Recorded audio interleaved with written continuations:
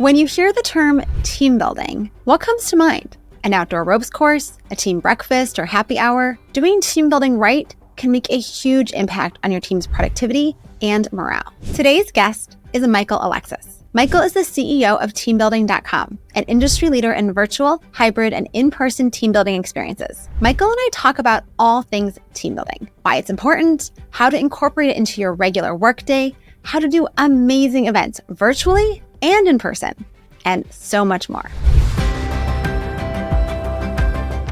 Thank you so much for joining me today, Michael. We're going to talk about some fun stuff, team building. I feel like so often we're talking about the hard parts of being a manager, and today we're going to talk about at least to me, the fun parts, which is doing team building and team building activities. So welcome on the show.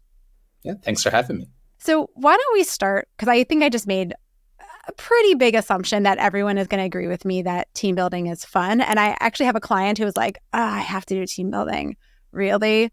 So maybe you could start by just sharing with us in your experience kind of why team building, is taking time out of your day, out of your year to do these kinds of fun, quote, fun activities with your team. Why is that an important part of how work happens today? Yeah, and maybe actually step back a little bit, because you said not everybody might assume that it's fun, even though you and I know that it is arguably the best part of any workday. I think the roots of team building gave it some trouble, right? If you go back 20, 30, even a little bit longer years ago, with people doing trust falls and rope climbing and stuff that at the time, hey, maybe it actually was fun, but when we look back and think, it's actually kind of cringe, right? It's like, I don't want to fall into my colleagues' arms. They may or may not drop me. Very, very, very bad. But team building has changed a lot over time. And now, especially the way we think of it is, we call it stealth team building, where you're actually just doing really fun experiences that you could do with your best friends or your family or somebody else. And so it just happens to be with your team. And I think that's making a really, really big difference for starting to change people's perceptions of the industry and the work that we do. As far as the importance of it, I mean, it's really across the board. I think that the most comprehensively, if you're thinking about a business and its employees, I think we fundamentally know, right? Like, happier employees are going to be more productive employees. They're going to stick around longer. And so there's countless metrics that you can attach to those. And there's also countless ways that you can support an employee's happiness or even a contractor's happiness. Anybody that you're working with closely is happiness. You have salary as a very big one. You have a whole range of benefits that you can offer, PTO, et cetera, et cetera. And team building is, if you thought of that as a table, I think one of the very important likes too, because now you're having people who are not just happy at work, but also more connected and more used to communicating and practicing problem solving together in ways that they might not otherwise get to do at the office every day. I remember there were a couple of very testimonies, right? So when people do our events, they will leave reviews after the event. And there's a couple that really stand out to me that I think are relevant here. There was one lady who, it was almost the very beginning of the pandemic, and she came to one of our virtual events with our team, I think online office games. So icebreaker questions, trivia, communication games. And then after, she said in her comment, like, you know what, like, for 90 minutes, I just forgot everything else that was going on in the world right now, which is like one of the most stressful times of all of our lives, right? Like, the early days of the pandemic were chaos. So being able to give some kind of stability and normalcy to, well, at least that one person, but probably a few more, is highly, highly impactful. Another one of my favorites, it was a guy, his name John or Robert or something. He wrote in his comment after doing the event, I've sat next to Steve for 3 years, and this is the most we've ever talked. So again, just like opportunities for relationships that exceed what was otherwise happening at the office. So a whole bunch more that we can go into, but I think just fundamentally important for employee happiness, connection, collaboration. Yeah, I mean, I totally agree. And I'm curious if you feel like there's like two different buckets of team building. There's the kind of team building events that are like, and I don't even know if you would count this as one. They're like pizza at the end of the day thing that's like, or the like, we're going to make guacamole and it's going to be kind of really designed around fun. And then there's the team building that's like, we're going to build the marshmallow tower together, right? We're going to do a ropes course. And to me, those are kind of two different buckets in the sense that the first one is really around socialization, right? Creating time for people to connect as humans and get to talk to the person next to you that you never talk to, right? And the latter bucket is really designed around the skills of collaboration and putting people into a safe context for doing the work of collaborating, right? Learning how to communicate, learning how to plan together, learning how to work through and problem solve. Do you see it similarly in your work? Or are there other buckets that are important as we're thinking about the different types of team building that we might want to do with our folks? Yeah, I think there's probably even more buckets that we could count or come up with, because in a way, like anytime you have people interacting, you could frame some part of it as team building, right? Like doing work together could also be team building. Hopefully they're having a good time doing it. I think the two that you highlighted are probably two of the larger buckets that we would have in our floor buckets. But there's also smaller ones that I think are really important too. So for example, yeah, everybody's getting on a Zoom call or Microsoft Teams call or whatever to do the virtual meetings. Well, what if you just spend 5 minutes at the beginning of the meeting doing an icebreaker question? That's not quite like a pizza socialization event, and it's not building the marshmallow tower, but it's still intentional time spent on connection and bringing our personal selves to the workplace. Another subset, or another actually very important bucket, would be the team building events that are not necessarily framed as fun, although they could be fun in their execution. So some kind of workshop, like a communication workshop, right? You're doing something together, you're learning together. And there's an aspect of that too.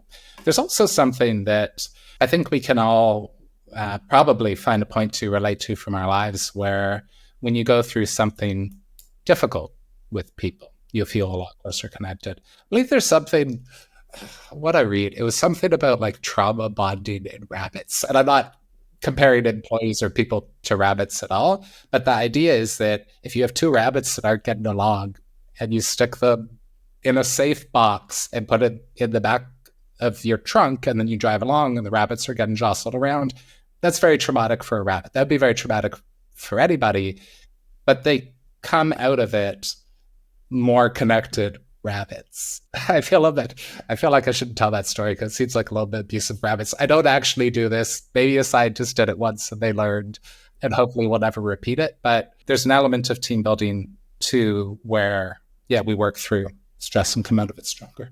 Yeah, that makes a lot of sense. And the one I want to go back to for a second is the idea that team building doesn't have to be a major event that's carved out of your day for 4 hours of an offsite. What you were just saying about using the beginning of your meeting to do an icebreaker question, to me at least, is kind of a different way of thinking about team building. We think about team building, I think, often as it's a designated amount of time that we are going to do this activity, and we have a facilitator and it costs money, it's out of the office, or it's a big training.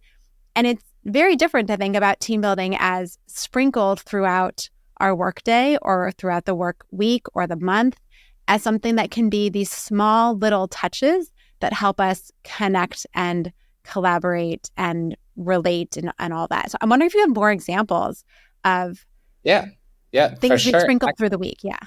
100%. And a framework that we apply for it is called the 8% rule. So that 8%, just because if you're getting on a call for an hour, 8% of that time is about 5 minutes, right?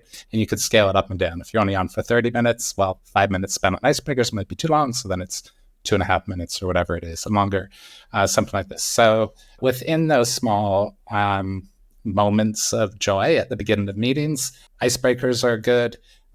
Trivia can be good, even just a couple of kind of questions. One of the tricks with trivia to make them effective is not like who hit the most home runs in 1978. Not a sports guy, don't know. But something where the takeaway is something like interesting that people are going to remember and want to tell their family about or their spouse about or whoever. So everyone is guessing Price is Right style rules, how many hearts an octopus has. Like, oh, wow, it's more than one. That's something interesting, right? Something that they can take away. We play some guessing games with our team around numbers and events. So we'll just drop a thread in Slack and say like, hey, we know that this kind of thing is coming up. What do you think the outcome is going to be? I don't know if I have a concrete example of that. Oh, one of my favorites is that we have something So we use Slack for all of our internal communications, so we can chat and we can share pictures and we can do whatever we have to. And we have one channel on there called "You Are Awesome." We've had that, I think, for about 7 or 8 years. And the idea is that anybody can go on there and praise anybody else. So you have a sales team member who will go on and post like, "Hey, this member of the customer service helped save my deal. This was a huge thing for this client. Let's go." Or maybe a manager comes on and is saying like, "Oh, wow, we got this really great feedback about an event host," like above and beyond the normal 5 stars. Like, this is something extraordinary that happened, which is kind of speckled throughout the week too, and feels very, very good for everybody involved. Yeah, that's beautiful. And such an easy thing to do is to add a Slack channel or a team stream or whatever it is that you're using and encourage people and role model, I assume, right? Like help foster people to actually do that. I love that. And something that virtual teams can do too, which is kind of my next section. The things that we do kind of during the week sound like very easy to do, regardless of whether you're co-located or not, right? Easy enough to start a meeting, spending 5 minutes on an icebreaker, easy enough to add a Slack channel, easy enough to kind of sprinkle things in like that. But very different when you're talking about, we're going to make guacamole, or we're going to have a training, or we're going to go to an offsite, where if your team's all over the country or all over the world, so much harder to do that kind of bonding. I'm curious what you've seen and kind of what's worked really well when trying to do team building activities that are happening virtually or kind of with a dislocated team. Can you talk about that? I think that framing of it can be more difficult is correct. There's also arguments that it's actually a lot easier, especially during the pandemic when everybody was working home. And the reason for that is that, imagine you work at an office in New York City and you want to take everybody to the museum to do a photo scavenger hunt with us, or to Central Park, or off to even dinner or something.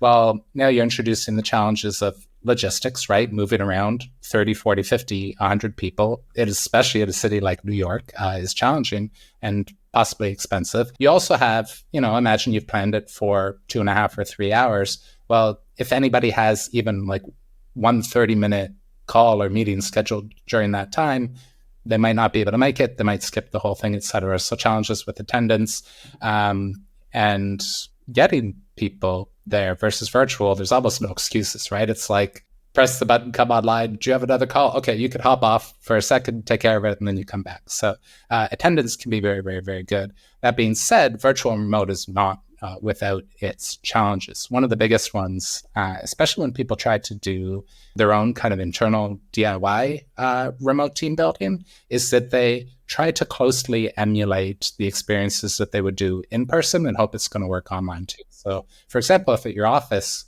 you could just have a cocktail hour, right? Like, you provide drinks, you provide snacks, everybody chats, they have a good time, that's fine. If you try to do that exact same thing online, okay, drink, snacks, and just say, hey, we want to chat, everybody talk.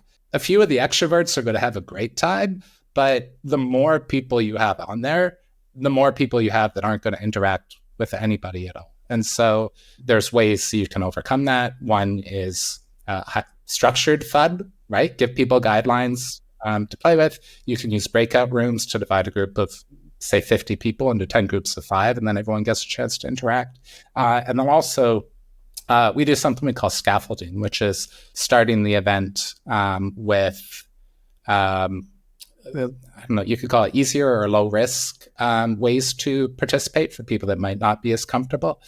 And that might be an icebreaker, for example, before you start going into the like, oh, you need to sing a song in front of the group to earn extra points to win this challenge. Not everybody is going to be comfortable with that even after the icebreaker, but that can help get people there. And I think that element is even more important virtually than it is in person, because it's so easy virtually to just to not participate, right? To turn off your camera, to turn off your mic, and to be looking at pictures of cats on the internet. Completely. And I think the idea of structure is just like with virtual meetings, it's so important to have that structure there and to have thought through how is the flow of this, because we don't get the organic sparks that fly. We don't get the ease of being in person when you're all virtual. And I sat in one of those cocktail hours during the pandemic where 2 people chatted and 8 of us watched the entire time, and that was not very fun. So I totally agree. And and getting to use different technology tools now, it's so much easier to create interactive experiences. I'm curious what some of your favorite unusual team building activities are. We've talked about a couple that I think are the more common, right? Cooking together, going on doing some sort of maybe physical thing. But what are some of the other more interesting or unusual ones that you have found to be particularly fabulous for teams? Yeah, I'll give you a couple examples of ones that we do and then also ones that we've tried from third parties. So one of our first virtual events actually was called Tiny Campfire. And it's really special because in advance of the event, we send people s'mores kits. So they receive in the mail graham crackers, marshmallows, a little candle, so that they can roast the marshmallows at their desk. And then we bring everybody on a Zoom game and we play kind of camp style games, very nostalgic. One of the first groups that we had do that, again, beginning of the pandemic when this all the virtual stuff started, was the Department of Homeland Security in the US. And I thought that was kind of special, thinking about that group doing this tiny campfire as a way to be connected and bond. For another one, we actually have one that I think is super cool. It's a little bit newer. I think we launched about a year ago. It's called Alice Escapes Wonderland. And one of our creative team built an event in 3D virtual world. So if you have used one of the like Oculus headsets or something, you can go in, you can walk around, you can solve puzzles and things. In this case, we made it so that it also just works at the desktop. So it's more accessible for people to navigate, but open levels, which people can explore together and solve puzzles. And it's great and it's a lot of fun. Outside of our events, I think one of the most fun ones we did was we were in Nashville for our own internal company retreat. And we went to a paint studio. And whenever I've been to somewhere like this before, it actually means a lot more towards structure, where it's like, okay, we're all painting this picture of trees and a river, and these are the 6 colors you get, and maybe you have a glass of wine with it, and that's fun, and you take it home at the end, all good. This one was just like, hey, we've got a canvas here for everybody, and here's a bunch of paint whatever you want. You can paint the canvas, you can paint the walls. If you can get paint up on the ceiling, go for it. And we were covered in these like plastic ponchos, and it was a lot of fun. It was a cool kind of quirky thing to do, and I'm always impressed, not just with our team, but so many teams that we work with as well. When you give opportunities to people to show their creativity, they really shine. I hope it's not just me. I think a lot of us might have this bias of the stereotypical worker as being somebody without personality or without almost being a real person, right? It's like office work, administrative data, typing something. But no, these are all like extraordinarily people with extraordinary talents that really, really, really come out when they have the opportunity to do it. Yes. And when we create structure for that, like that's a beautiful place that kind of frees people up who maybe are less comfortable with being a little more open and creative. So I love that. We did, as a family, actually, my whole family went and we learned how to do graffiti, and we graffitied a wall together. And it was like such a fabulous family bonding moment where we were all working on one big design that was meaningful to all of us and getting to work on different parts. And yeah, I mean, it was great to get to see like my aunt be like in this creative space where I never get to see her. So I can imagine doing that kind of stuff as a team would be really fun and opening. I wonder about things that we should be thinking about when trying to plan an appropriate team building event. And I ask this in the sense of like, there are people like, should alcohol be included or not, right? That's kind of always a question that managers should be thinking about. But also with my team a number of years ago, we went and did trapeze together because I super love trapeze myself. And so I made everybody come in and do trapeze. Then afterwards, I was like, I didn't really think about the fact that like, does anybody have any injuries that would keep them from participating in what is a little bit of an extreme sport? And it didn't even occur to me at the time to like ask people. I was just like, you hear me talk about trapeze all the time. We're going to go do trapeze, guys. It's going to be great. And almost everyone participated. One person opted out for physical injury reasons. And after that, I was like, oh my gosh, clearly I was not being very thoughtful about planning this event and what are the factors I should be considering before I make a decision about this is what we're doing. So what are the things that you recommend managers think about in terms of accessibility or appropriateness of an activity, and how should we go about kind of making sure that whatever it is that we decide is something that's actually going to be really fun and good for the team, and not something where people feel left out or overlooked or kind of unseen. Yeah, I think physical fitness one, or physical ability, whatever you might call for the trapeze, is a really interesting example, especially because that's a pretty high level of fitness that somebody might need to have in order to participate at. We have one where we are thinking about that quite a bit recently. Last summer, we released an event called Field Day, Company Field Day, where usually large groups, 100, maybe 200 people, go in the field and play games. And the default choice, the original thinking was, these should be outdoor, sports type games, not necessarily the three-legged race or the egg toss or anything like this, but more modern and fun versions. But then we started to realize that really wouldn't be inclusive of a lot of people, especially if we need to make a product that's, I don't know anything about the group that you went with, but age is a factor there too, right? And if just because an event could work for one company, doesn't necessarily work for another, it can be regional too. It's very, very, very challenging. So something to think about for sure. I think another really important one to think about is your group size, that if you have too many or too few people, it can really change the nature of an experience. I think if you have 100 people show up at a bowling alley and you only have 2 alleys, that's probably not going to be a very good time. Likewise, if you only have 3 people show up for, say, a competitive trivia night, well, what are the teams? Is it just 3 groups of one and it doesn't work? The events that we ended up creating, some of them are a little bit more physical. Others are more cerebral or problem solving or puzzles or just a more dynamic range of ways that people can participate. And so finding the events that let people shine, no matter who they are, I think is really, really, really important. Another aspect to think about, if you do know your group well, is the kind of the introvert extrovert thing, where you want to provide one where people are comfortable to participate.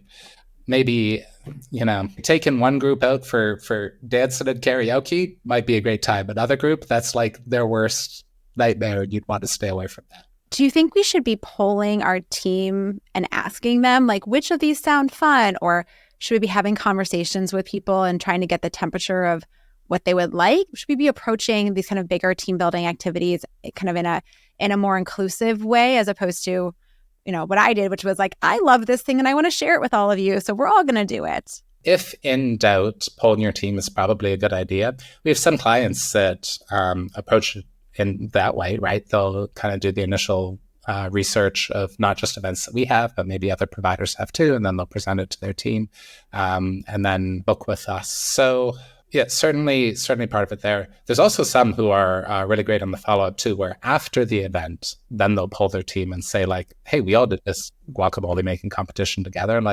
How would you rate this? Do you feel more connected with the team? Would you do this again? Would you recommend to somebody else for their own kind of data on what their team likes and enjoys and what they might want to do again? I think there is, in some cases, though, an element of surprise that could be nice and cool. I remember a friend once took me, we were in San Francisco, and she said, okay, you have to wake up at 4:30 a.m. or something ridiculous, right? Where I wouldn't have been up at 4:30 a.m. otherwise. And then we go to the front of the hotel and we just get in the back of this van, and I still haven't been told where we're going, just that this van starts driving out into the outskirts of San Francisco. And then we arrived just at the break of dawn at a spot where we're going to do hot air ballooning. And for me, it was even more special that it was a surprise, right? That it was oh, wow, we're here to do this cool thing. So I think if you can create that element for your team and you have reasonable confidence that they're going to enjoy it, then go for it. That is very cool. I love that. And I feel like we can get a little bit of that surprise factor too in a safer way with the box, like you mentioned earlier, of sending the little campfire kit. That's such a great way to create a little bit of that surprise element. So even if people know we're kind of doing this virtual thing, there can be a nice surprise moment when they're opening that package. They've gotten it and they've opened it. Or even out in public, right? Whatever activity you're doing, if there's a little surprise moment within it, I think that can be really nice too. All right, before we wrap up here, because we're running out of time, last question. Do you ever suggest or find that it's helpful for managers or more senior folks to, at some point, leave the event, especially the more social ones, so that people can act more freely and kind of bond without the presence of the boss? And I asked this one also because with my team a number of years ago, we were at a shooting pool. And at one point I was like, you know what? I feel like I shouldn't be here. I feel like everyone's being like so tame and so like, because I'm here and I feel like I should leave and give people time to connect without worrying that they're going to say something I want to overhear or whatever. And so I excused myself, and then I followed up with my team afterwards and said, like, did it work? Like, that was the whole point. I left early was not because I didn't like you guys, because I wanted you guys to have time. And they were very kind and gentle, and they were like, no, we love when you're with us. And I was like, sure, okay, whatever. But I'm curious if what do you think? What's your take on all that? Let's take what they said is true, right? Like, they do love when you're with them, but they're also going to love when you're not with them. At least when we, both virtually and when we meet up for in-person, like company retreats, etc., we try to strike a balance where we're not at everything. So virtually, for example, if we're doing an internal demo of one of our events, I want to be there, right? I want to see how the experience goes. And so that is a case where I would definitely show up. We do monthly, just like a team lunch where everybody gets together. And I generally skip those because I think it's a good time for everyone to just bond and hang out without me or without all of the members of the leadership team anyways. Same when we do the company retreats. So we have meetings together all day. So you could call it like 9 a.m. to 5 p.m. or 3 p.m. or whenever we finish for that day. And then we will, if it's 3.5-day retreat, we'll plan a very intentional team building event together, like we did with the paint one that I mentioned. We'll also probably do some of our own events. But then we also plan optional to attend events where the team can go and enjoy it, or they can go out for dinner without us. We don't need to be there all the time. I think it's very important that they get bonding time too. Awesome. Good. I'm glad I made you're very validating of my choice that I made, that I should ditch out a little early. All right. Well, we are running out of time. So Michael, can you tell us about a great manager that you worked for and what made this person such a fabulous boss? The one that comes to mind first, his name is Jack McDonald, and he was the CEO of Compass Group Canada. I remember he came to my university as a keynote speaker, or it was like CEO in residence. I forget exactly what they called it, but he went around to the different classrooms giving speeches, and I was super enthralled by all of it and connected with him. He hired me on to work with the company for the summer and kind of special projects and things. But there's something even now where I think back to him and that the level of personal connection that he built with me while running a billion-dollar company, right? I think they had just passed $1 billion in revenue or something. And Compass Group, at least globally, is one of the largest employers in the world. I don't know how many employees they had in Canada at the time, but I assume at least like tens of thousands. And yet he was still able to find the time to connect, to respond to emails, to set up a meeting with me to see how I was doing. That was really special, really a highlight. So maybe the takeaway from that is that we can make a big difference to individual people by spending a little bit of individual time with them. Yeah, I love that. Amazing. And where can people learn more about you and your company and keep up with your work? Yeah, teambuilding.com is the name of the business, also where to find us. If you did want to know more about me personally, michaelalexis.com. I have an older blog, but there's some good stuff on there. Awesome. Well, thank you again so much for coming on and chatting about all this fun stuff of team building. Really a pleasure to learn from you today. Yeah, it's my pleasure. Thanks so much.